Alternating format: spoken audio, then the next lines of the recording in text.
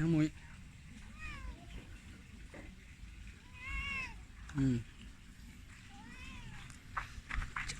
สบายดีเจ้ามุ้ยกำลังมาซอยก่อสร้าง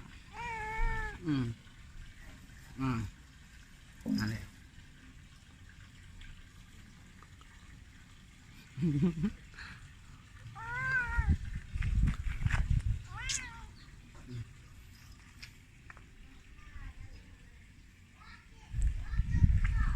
คอไก่กิน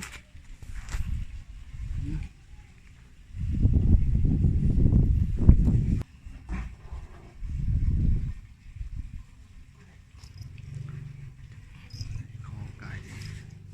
นี่ไปซ้ำแบวเจ้าแบวไปใช้เจ้าแบวไปใช้แบวแบวไปใช้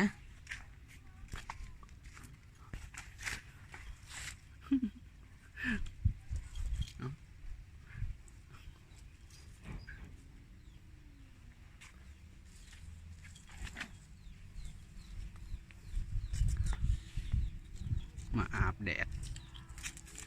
ให้สดชื่น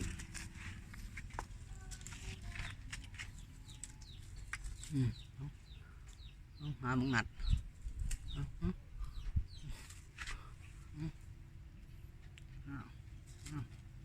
โอ้ดูบังนัดเกิดได้แล้วเนี่ยอย่าคิดมายังคิดมายังคิดเดี๋ยวมันกำลังเป็นหมา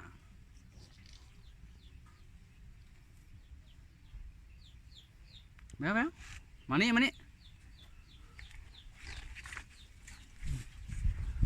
คิดการ